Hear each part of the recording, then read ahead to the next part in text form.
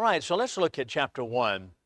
And this is what to expect from life. And this is the general statement that Solomon makes. And he has 5 different points, at least in my book. We have, I don't know if this is, it's not the same edition, I know, as the one that you have in front of you. But we have basically 5, at least in my mind, we've divided it up into 5 different areas. Number 1, Solomon's test. Solomon tested life. He just said, what is the purpose of life? What is the secret to happiness? And so he tested life, and he shows us about those tests as we start off in chapter 1. Then we have one of his conclusions, which is one of the early conclusions. Life is really full of what he calls, or is simply about, incurable vanity. What is vanity? What is vanity? That vanity is vain, emptiness, vain, vanity, emptiness. Life has an incurable emptiness, not much value. There's nothing really valuable in life. And that's what he has to say. This is what to expect from life. I think this is important because when people go into certain situations or even into life with expectations that are high here, but the reality is far lower, then that sets us up for a lot of disillusionment and at the same time, depression. And that's what happens with a lot of people. They become depressed when their expectations are high and the reality is low. Well, there's no reason for expectations to be exceedingly high because life generally, Solomon says, has an incurable vanity. It's empty. There's seemingly no purpose in it. And we're not able to solve those mysteries. So number 3 is happiness. He said, what is the purpose? We want to be happy. Everyone wants to be happy, and we pursue happiness. But is that really the pursuit for which we should be after? And that's what he comes to. Of course, all of this comes down to the last chapter, but this will come from primarily Ecclesiastes. Then number 4, everything's an unsolvable mystery. That is, we cannot, I think I remember hearing the statement on a movie somewhere. It says, we don't understand the ways of God. And that really is how Solomon frames it. We don't understand the ways of God. We don't understand what's going on in life and why it is that some people are wealthy and some people are not. Some people have sicknesses, and some people who have been faithful to God are racked with pain. Some people who are unfaithful have a lot of health. And how is that the case? But he tells us, basically, we need to recognize that it's unsolvable, it's a mystery. And then finally, in view of everything, we need to live with our mind set on what will come, and that would be, of course, the judgment. All right, so let's look at number 1, and then Solomon's test. And this is beginning from Ecclesiastes chapter 1. We're going to look at verses 12, 13, 16, 17, and then we're going to go down to chapter 2 and verse 12. So let's look at Ecclesiastes. It's in the book. It's also, of course, in your Bible. I guess it's in all of your books. Ecclesiastes chapter 1. So he says, I, the preacher, was king over Israel and Jerusalem.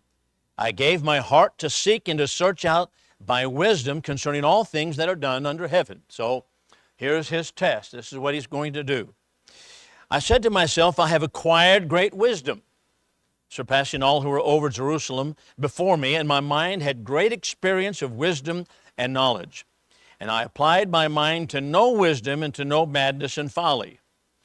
So he's wanting to discover what is life all about. So I turned myself, now this is chapter 2 and verse 12.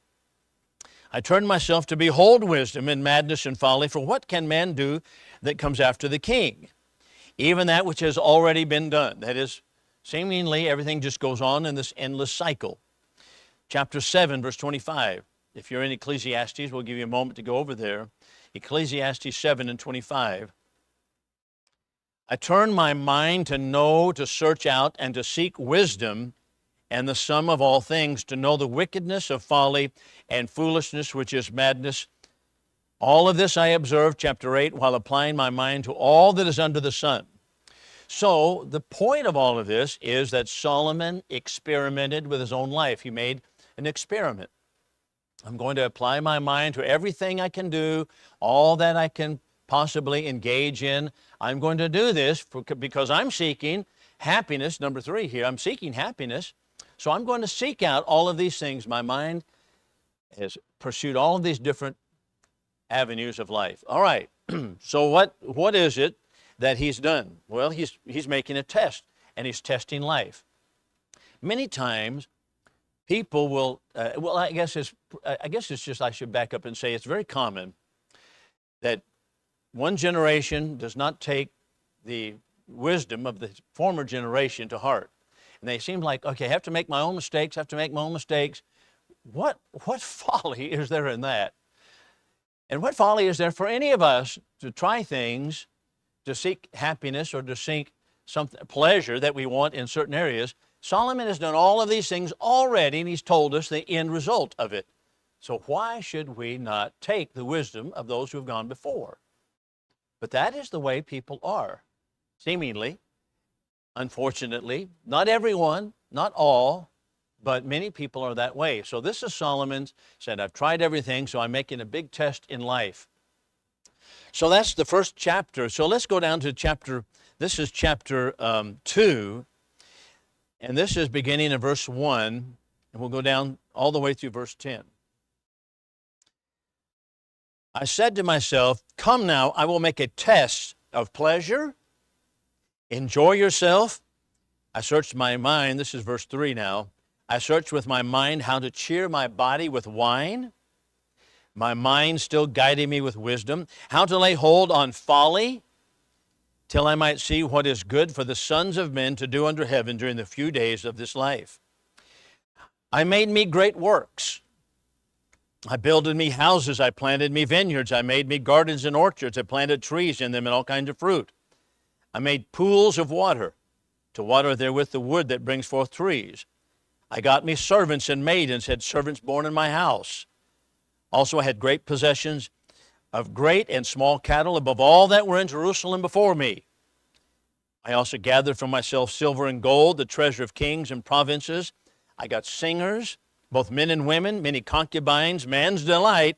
So I was great and increased more than all that were before me in Jerusalem. And also my wisdom remained with me, and whatsoever my eyes desired, I kept not from them. That should be a warning sign, shouldn't it? Whatever my eyes desired, I kept not from them. I withheld not my heart from any joy, for my heart rejoiced in all my labor, and this was my portion of my labor. What does that mean, this was my portion? What does that mean? Well, this is his reward. What does that mean? This is my reward. Well, okay, he's pursuing pleasure, wine, women, and song, wealth, riches. And what's the reward? If I really know happiness and the reward is simply, here it is, and I'm enjoying it right now, there is no lasting reward to anything that he's discovered. Nothing lasting at all. And that's really going to be the message that he has throughout the book of Ecclesiastes. That's my reward. That was it. My happiness was right here in just the things or the pleasures that I pursued. So he tells us this is in 2 Chronicles. This is a passage on page, well, I don't think your book is paginated like mine is, but it tells us in 2 Chronicles 1, God said, wisdom and knowledge are granted to you. I will give you riches, possessions, honor, such as none of the kings who had it before you, and none after shall be the like. And so he tells us in Ecclesiastes, I became great, surpassed all who were before me in Jerusalem, and my wisdom remained with me. So, what is the final conclusion of it? Chapter 2 and verse 2. So let's go to 2 and 2 of Ecclesiastes. He's going to say, here's what I'm discovering, having pursued all of those things. This is from the ESV. Your translation may read differently. I said of laughter, it is mad, and of pleasure, what use is it? That is to say, when we have sober moments and reflect on life, it really is of no use to us, any of the things that Solomon pleased himself with. Nothing. Now, that's a reflective moment, isn't it? What keeps us from being reflective today? TV, number one. TV. Number two. Internet, number two. or our iPhones. And those are the two things that pop in my mind immediately. Solomon had all of these pleasures, but he was able to reflect on what they brought him and what it did not bring him. And as he reflected on it, it doesn't bring me anything really. But our problem is we have little to no time to reflect. We just don't because of TV and iPhones. Yes, sir. Well, that's a better way to put it. You're right, Dave. We have the time. We just choose to use it differently, and our mind becomes engrossed in everything all the time. Yes, ma'am. Oh, I have no doubt that that is true. Not one book all year. Yeah. Well, and a lot of Americans can't read because our public education system has become so dumbed down that they're graduating, they can't read their diplomas. Yeah. Well, that goes back to what Jan said. We just don't have time to reflect, and we don't take the time, as Dave put it, we don't take the time to reflect or to peruse a good book. We just don't do that anymore. Solomon was able to reflect and saw this is not the purpose of life, and that's the important point here. So moving along in our book here, he does have a statement or two after he experimented with his life.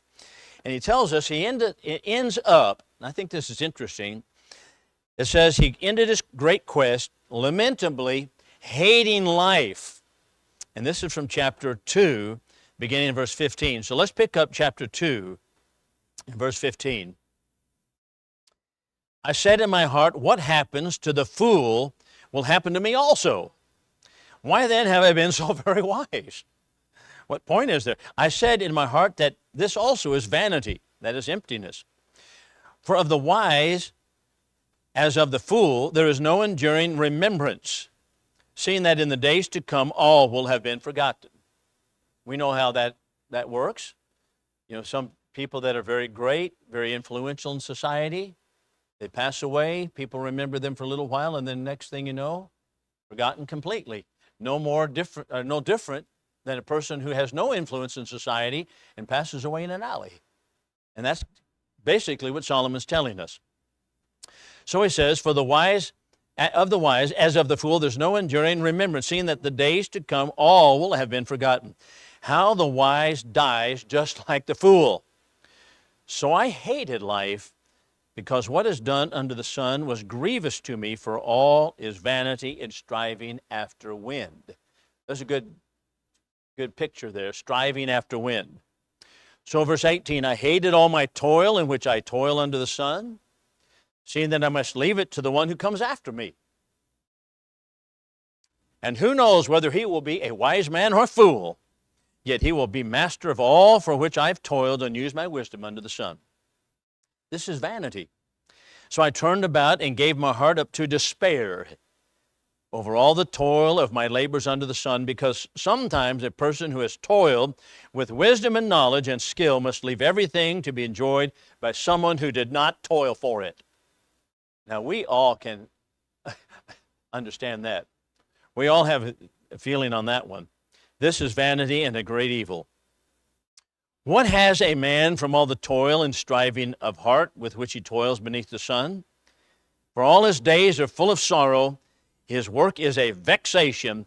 Even in the night, his heart does not rest. This also is vanity. So pretty bold there. He said, I ended up hating life. Hating life because it's all pointless. All that we're doing is all pointless. If indeed, of course, we don't account for the judgment day, which of course he's going to bring up later. So that's how he puts it. He says, I've tested life and here's what we have. And there's nothing except vanity and striving after the wind.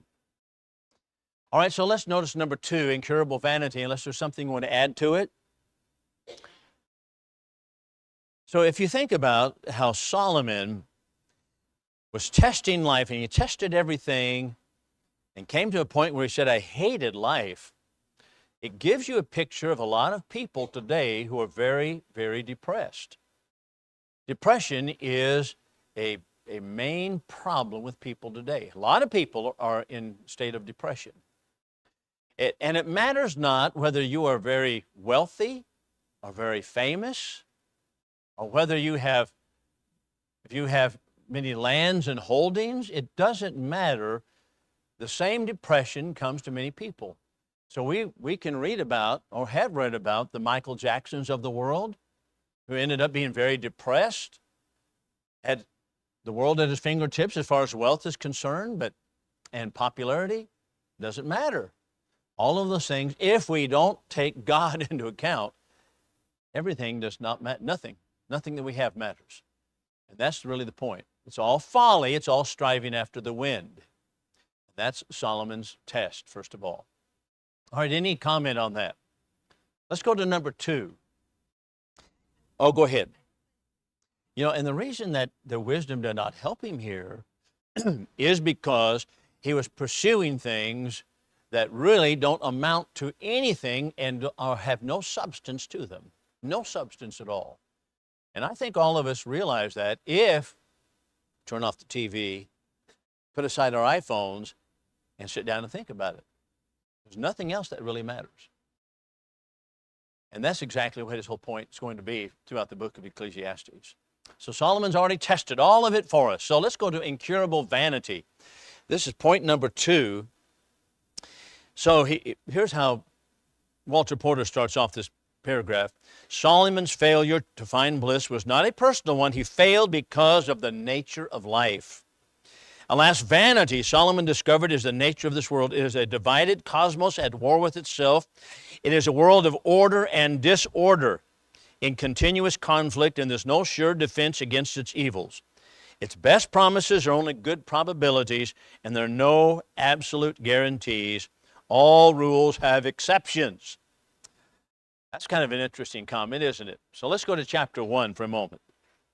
This is chapter 1, verses 14 and 15. Let's see about the point that he makes here. I have seen everything that is done under the sun. Behold, all is vanity and striving after the wind. So he gives us this proverb. What is crooked cannot be made straight, and what is lacking cannot be counted. All right, what's the basic gist of this particular text? What is crooked cannot be made straight, and what is lacking cannot be counted. All right, let's just think about what's going on in our country right now. We're going to see there are always going to be problems.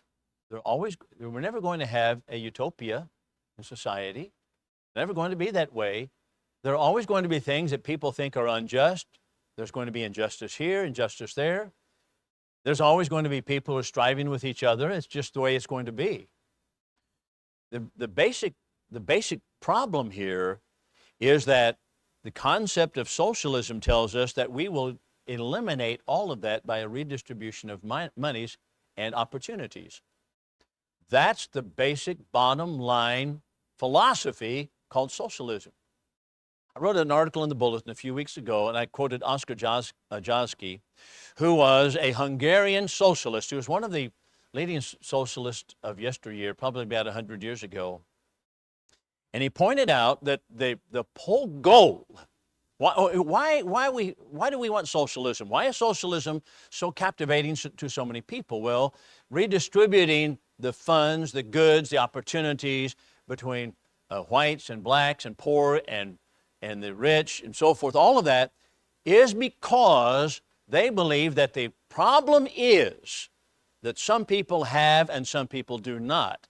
And if we were able to redistribute it all equally, then we will get rid of what is called envy. Envy will be gone and so envy, being at the root of sin, since it will be eliminated, therefore will not have the causes for strife and rebellion and murder and so forth. We'll not have that because everyone will have equal amounts of goods, equal amounts of opportunities.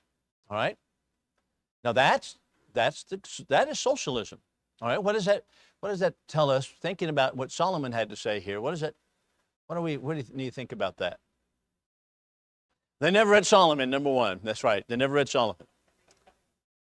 So here, and I like the way you put it, I think this is the main point, and that is People do not recognize or understand human nature, which is amazing because we're all human, but they do not understand the motivations of human nature. And if you ignore the Bible, you will never understand human nature. You cannot understand human nature if you ignore what God has to say about it. That is really the point. So if we redistribute equally today, tomorrow it will be unequal. Because I will be unwise and I will be foolish, using Solomon's terms, and I will spend what I have and I'll be back on Pauper Row tomorrow. But Jim here will save his, and Joy will save it, and they will have double tomorrow than they have today. Okay, so it's unequal distribution. Why is that the case? Because human nature plays a part in it. And human nature is not solved by socialism, because socialism doesn't really recognize what is human nature. That is the main point here. And that's what Solomon's all about. As Anita pointed out, they haven't read Solomon. Solomon says, I had all of this, I was not happy. So the point is, get your feet planted early in the Word of God, not only to understand salvation, but you understand human nature. And the Bible shows us human nature. This is why America has been such a great country, because all of our founding fathers were honoring the Word of God and recognized human nature, and they would speak about human nature and how they had to construct a government in order to control human nature as they discovered it in the Bible. And they would speak that way. Yes, sir. So a couple of ideas, a couple thoughts pop in my head. Sweden, number one, turned to socialism in the 1940s. And by the 1960s, they had been one of the highest GDPs in Europe. But by the 1960s and 70s, they had plummeted so far down, they said, we're going to have to put into place some free market solutions. And so they reined back socialism somewhat. By the 1990s, they reined some of it back and to begin to place free market solutions in it. So now it's a mixed economy, but they realize this is not working. Not only that, but as you mentioned, the perks. Okay, let's think about our educational system, which basically takes the same philosophy. And that is to say that we are not going to separate those who are low performing, low academics, and separate them and put them in another classroom. We're not going to do that. Well, why? They have to be mainstream. Well, because that is detrimental to their self-value. So you can't separate them. But so now we mainstream them, and so now everything has become lower and lower academically speaking. And anybody who studies anything about classical education will know how this is happening. This is why there are many schools opening up with classical education, because of what's happening in public education. So we have that going on, but now, instead of just leaving it that way, we give perks, okay? So you can be in an advanced program, or you can be after school, and you can be in an advanced placement, but you're still mainstream, but you're going to be in another club to see what. And so we're trying to give perks to people who would perform more highly, and that's the same thing. We refuse to recognize human nature, seemingly, just like in Sweden, and thinking that redistribution of things, goods, opportunities, that's going to solve the problems. And when in point of fact, it actually ignores what human nature is all about. And that's what Solomon's telling us here. He says it's not about goods. It's not about what you have, but it's about the values that you place in your heart. And that's what he's going to come to. All right, any other thought? Yes, ma'am. Well, I mean, I don't I don't know. I mean, I wouldn't. I mean, I don't argue with teachers on that. Say, okay, everybody has the same amount of brains, blah blah blah blah. But the point is that many people are high functioning, and some people are not. And that's just the fact of the matter. Some people can learn 7 languages, and they're linguists and they're mathematicians, and some people are musicians, and they don't even study music. They're just great musicians. How does that happen? because they have more aptitude. Some people have aptitudes in a lot of different areas, academic, just like some people have more aptitude in athletics. Well, am I going to deprive them of that, say, no, we're all the same, put me out on the field with them? No, I'm not going to do that, because we all have different aptitudes. And so the same thing regarding brain functioning and academics. And so there's a lot of people who have a lot higher ability to achieve and can go higher. But as long as we bring them down, put everybody right down here and keep it down here, then we're not going to have any high achievement. Now, I didn't mean to get into simply education, but the point simply being, all of that is based upon a philosophy. And that philosophy is that you have to redistribute the goods, the opportunities, the monies, the wealth, all around in order for society to be at peace.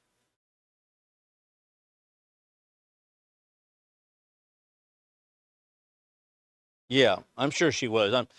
And by the way, this is why gospel preachers from as far as back as I can remember, reading after, all wrote about socialism, whether it be Foy Smith, J.D. Bales, George Benson, had an entire organization at Harding University. He started when he came back from China. Pretty interesting story. He was a missionary to China in the 1920s, and he came back to America, saw that communism, socialism, which is socialism, was engrafting itself in society.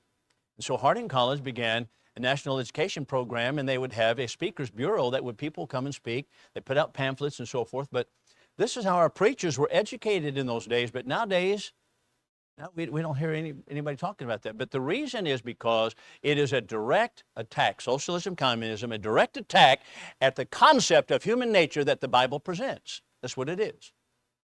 It says, no, this is not how you're made. You're not made this way, and this is not what makes you function.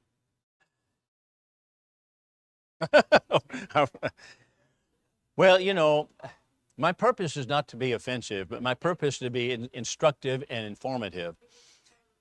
So when I put in the newspaper, for example, articles, and I've done this several times, and I've done some here, but I remember when I was in Jonesboro, Arkansas area, I had articles, and I just put, I put a Bible verse, such as, he that believes and is baptized shall be saved, and then I just put Baptist doctrine over here, and I've had 2 columns.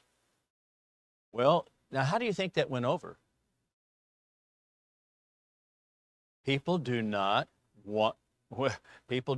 matter of fact, I'm going to tell you a little story how it went.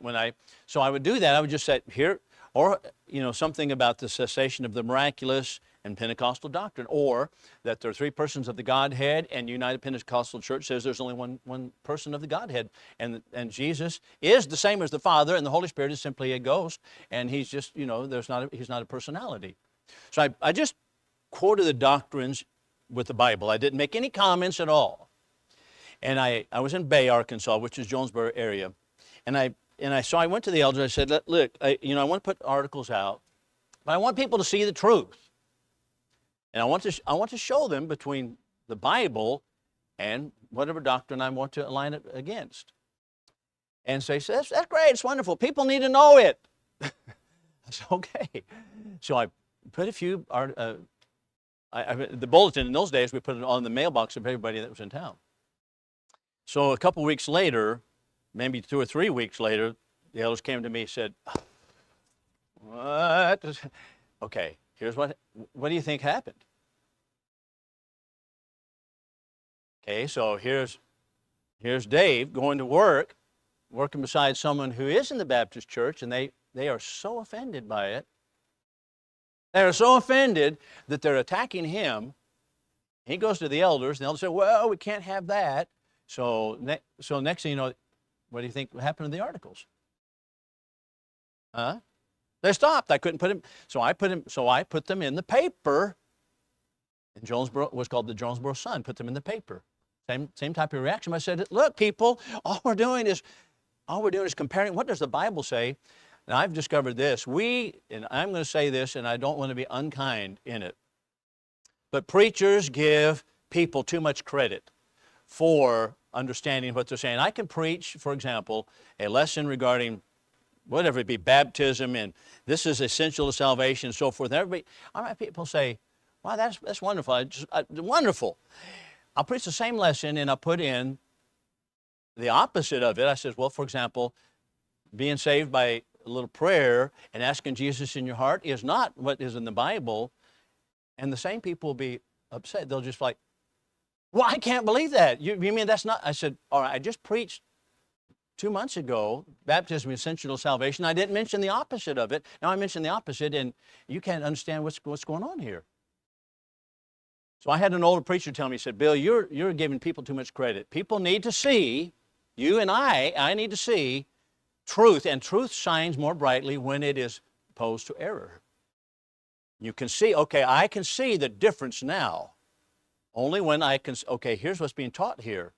So I don't do anything to be mean. I don't do anything to be unloving or unkind. And I try not to just sprinkle all my lessons with that kind of stuff. But people need to see the difference in truth and error. And frequently they don't. So anyway, I know. And all I can say is, you know what? Yeah. Well,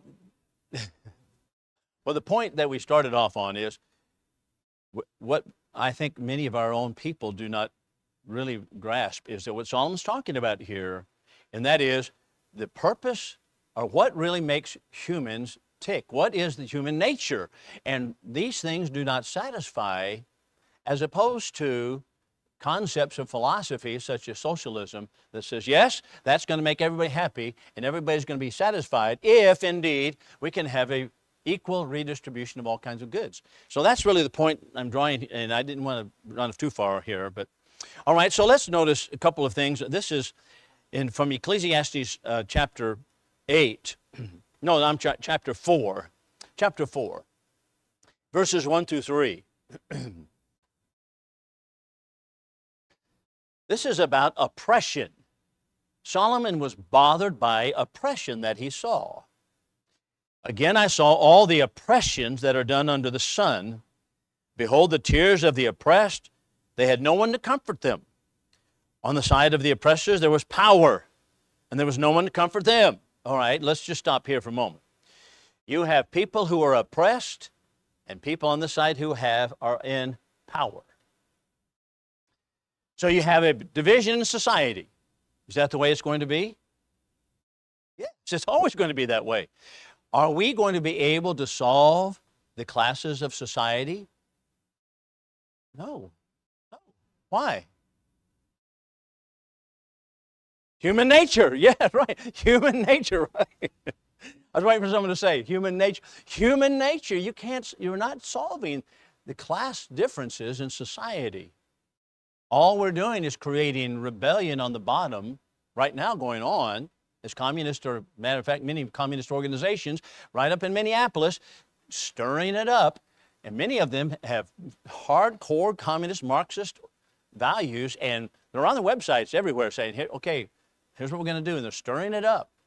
Well, why? Well, okay, if it comes from an atheist viewpoint, and that's a good thing to add into it, and that is the Marxist socialist view begins with no God. That's why there is that viewpoint on human nature. But they have no God to begin with. So if there's no God and we're going to solve human nature's problem, they don't understand human nature. So Solomon says, I see different classes in society. Some have, some don't have. Some have power and some are on the bottom. Is that going to change? No, it is not.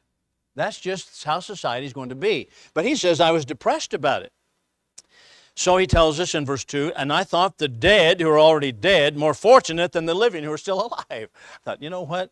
I'm glad so-and-so is not around to see all of this attitude. But better than both is he who has not yet been and has not yet seen the evil deeds that are under the sun. That is, if you've not been born yet, that's all right. What is the main point that we're going to draft it out of that particular text? What would be the main point here, Dan? Right, that's right, and that's his main point. There's always going to have this, and let's not fall into a utopian type of scheme that says, I'm going to do this, and everything's going to be better, and everybody's going to live at peace, and we're going to all have a utopia. No, it's not going to happen, because that's human nature. Yes, sir. Instead of what you own. Yeah. Right. Yeah, because people do derive seemingly the value from what they own, what power they have, and that's right. That's what they want to do, and that's Solomon's point. But we're never going to cure all of that unless we, of course, turn to God, as Dan mentioned. And that's right. We're going to, and that's what he comes to at the very end of Ecclesiastes, a passage which we'll have time to opportunity to mention over and again. What's the conclusion of the matter? Fear God, keep His commandments. This is all of man. That's it. You better. Contentment, right. Contentment, that brings contentment. Just fear God, keep His commandments. This is the whole of man. I like uniforms in schools too.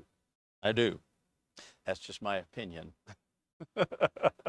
We did that in public schools in East Texas, and I tell you, it changed the behavior. Changed the complexion of the school, right. All right. Well, that's behavior. Behavior was improved immensely when people were wearing uniforms. Well, they didn't misbehave as much, whether it be treating others or whatever it may be. But they just, yeah. So if they had, yeah. So that's right. If people are held to a standard of even dress, this is my opinion, but when they're held to a standard of dress, I was against uniforms at school. I was in the junior high in East Texas. We had about 60% black and 40% white in the school. And the schools were out of control. And I went into the junior high, and this first year we had Miss Jones, Shirley Jones, who was the principal, and she mandated that we have uniforms. And everybody pitched an 8-alarm fit through shoes about uniforms. And I didn't care for them. I thought, I don't know about uniforms. But you know what? We got in there. I thought, the behavior has improved immensely. Yes, sir. No, I would think that it simply falls under the realm of holding people to a standard of dress. And the reason that they do that is because of the ridiculous dress in which people came to school. And the lack of, and you know, they were in their pants down by their knees, and they were dragging around and that kind of stuff. And that's partly true. Well, that's partly true, but it's also the case that if you set a standard, here's how it's going to be, here's what you're going to wear, it seemed that the children were much more well-behaved than they were when they were able to drag in, you know, wearing like flip-flops and shorts or whatever, and you're having to stand around and measure, okay, is that short enough or long enough short? Or, okay, all right, pull that up, going around all day long, okay, pull that up and put a belt on, and, you know, and that shirt, that's too low cut, girl, go home. It was just an unending battle. Yeah, yeah, that's right.